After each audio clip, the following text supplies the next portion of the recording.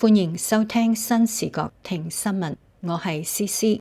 英國商務大臣韋樂濤4月13日表示，政府只好喺週六通過緊急立法嚟確保對英國嘅中資鋼鐵公司嘅控制權，並表示中共喺英國鋼鐵行業已不再受歡迎。韋樂濤表示，上週中國敬業集團拒絕接受約5億英鎊嘅政府援助方案，咁樣使到英國政府除咗直接干預之外別無選擇。據英國金融時報報導，英國議會當日通過一項緊急法案，正式接管由中國敬業集團擁有嘅英國鋼鐵公司日常營運權，以阻止其關閉位於斯肯索普嘅2座高爐。呢2座高爐係目前英國唯一具備從原材料煉鋼能力嘅設施。英國廣播公司報導稱，由於擔心敬業集團可能關閉持續虧損嘅高爐，英國政府決定尋求緊急權力，以接管呢間鋼鐵公司。如果關閉該公司位於斯肯索普煉鋼廠嘅高爐，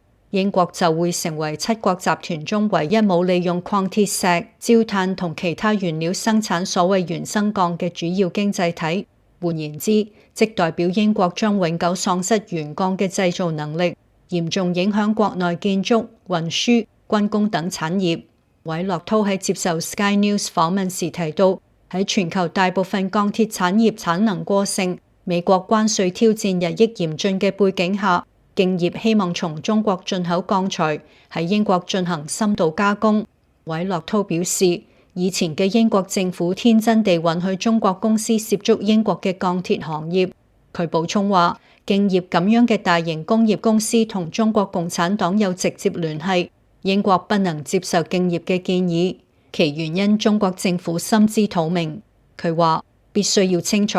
邊啲係我哋可以促進合作嘅領域，邊啲係坦率咁講我哋唔能夠促進合作嘅領域。我個人唔會俾中國公司進入我哋嘅鋼鐵領域，我認為鋼鐵係個非常敏感嘅領域。韋樂濤認為，對中國投資而言，汽車製造、生命科學同農產品等行業係唔太敏感嘅領域。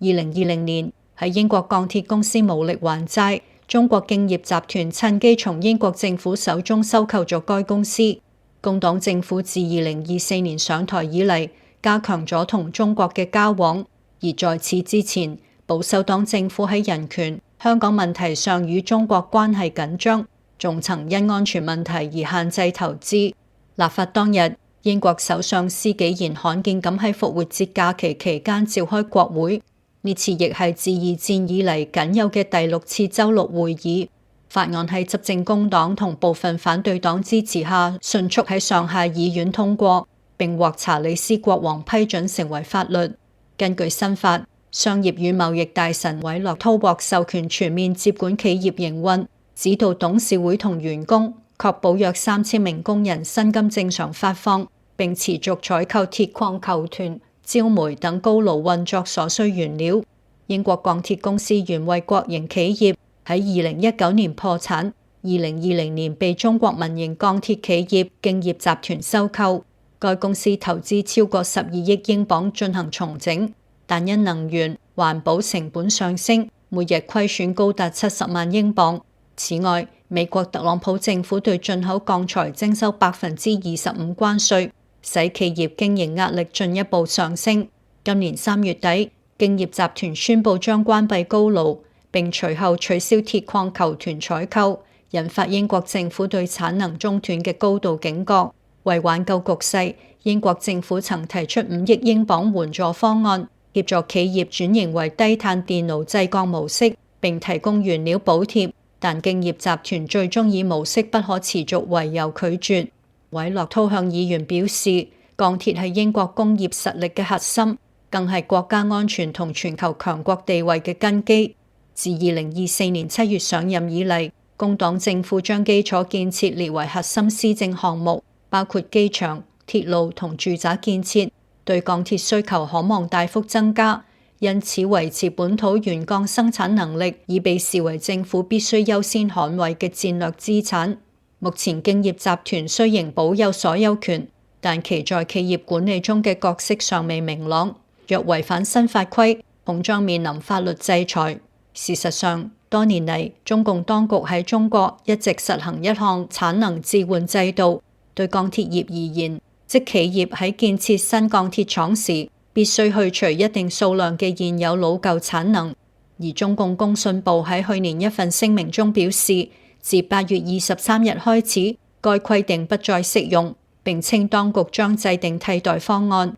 經年累月嘅房地產危機影響咗對建築材料嘅需求，並且負債累累嘅地方政府亦不斷緊縮基礎建設投資，加劇咗中國鋼鐵業產能過剩嘅困境。以上節目內容取材自大紀元記者秋生、黃君怡、陳婷綜合報導。